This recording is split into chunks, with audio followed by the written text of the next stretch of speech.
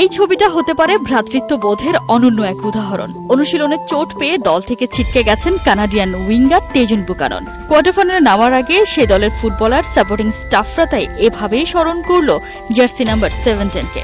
আর ভেনেজুয়েলার বিপক্ষে নিজের প্রথম গোলটা জ্যাকব শ্যাপেলবার্গ উৎসর্গ করলেন ভাইয়ের মতো সতীর্থ টেজনকেই।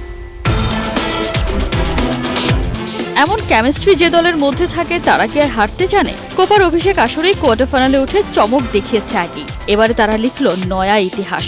প্রথমবার সেমিফাইনালে আলফনসো ডেভিসন কো।